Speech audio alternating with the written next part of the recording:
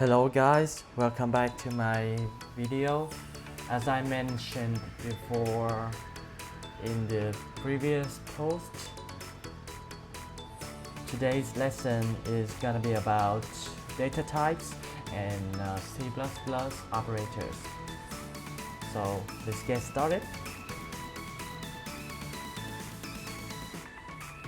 So I'm gonna introduce you guys some basic data types.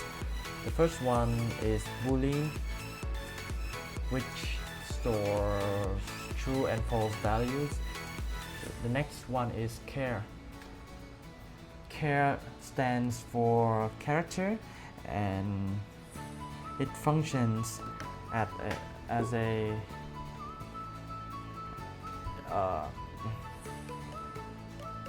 data type storing a single character, letter, number, or ASCII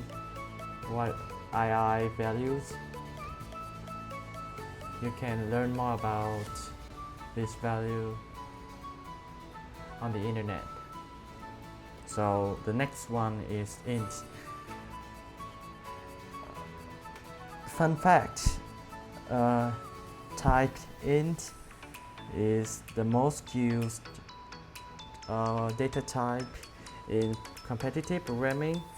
It is a 32-bit type with a value range of -2 to the power of 31 to 2 to the power of 31 minus 1, or about 10 to the power of 9. And as you can see, the description of int, it is used to store whole numbers without decimals.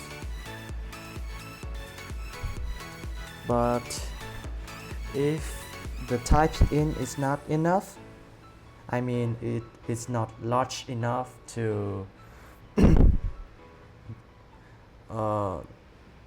illustrate a variable or a value in C++, then we're gonna use the 64-bit type named long, and it has a value range of -2 to the power of 63 to 2 to the power of 63 minus 1, or approximately 10 to the power of 18.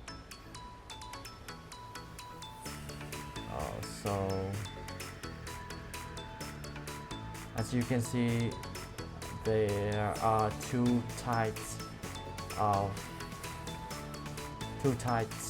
that can be used to store fractional numbers or numbers with decimals. I'm sorry. And for float, it is apparently smaller than double. Float is sufficient for storing 6 to 7 decimal digits, while doubles can store about 15 decimal digits. Let's move on to arithmetic operators. So I guess all of you learned basic calculations in math. But in competitive programming, I'm gonna redefine the use of each operators. So the first one is addition, subtraction, multiplication. So these three don't change at all. But when it comes to division, which divides one value by another, and another new division is modulus, which we can receive the division remainder. And as for increment and decrement,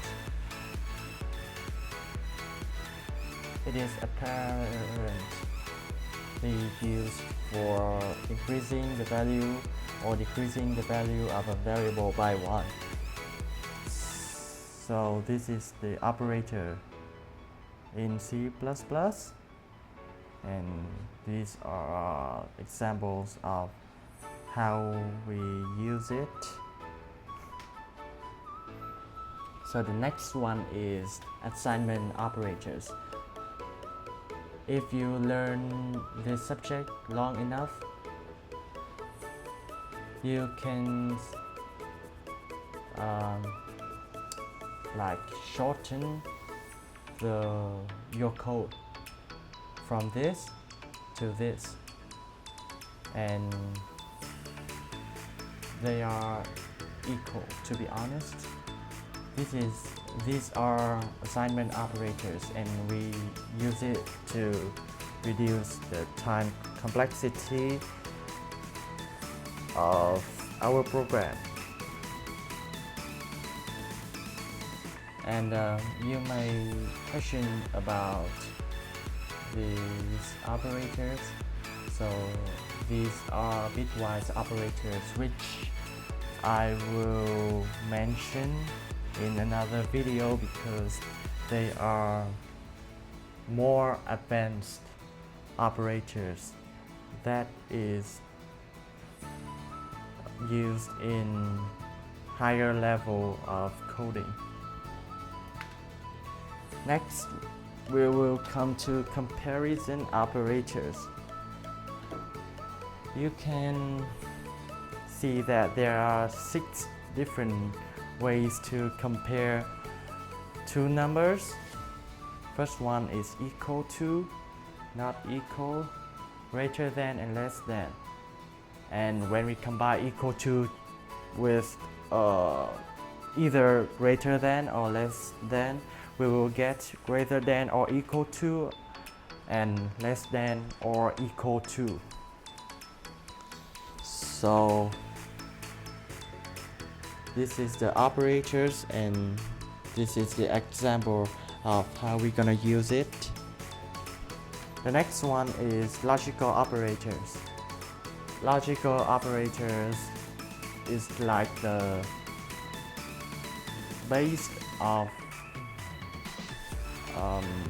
bitwise operators.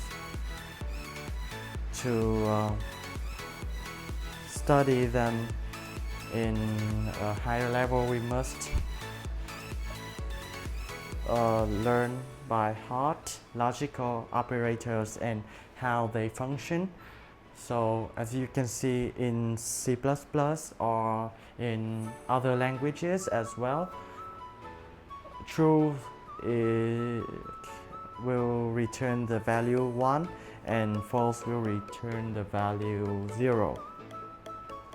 And there are 3 main logical operators. First is and, the second is or, and the last one is not.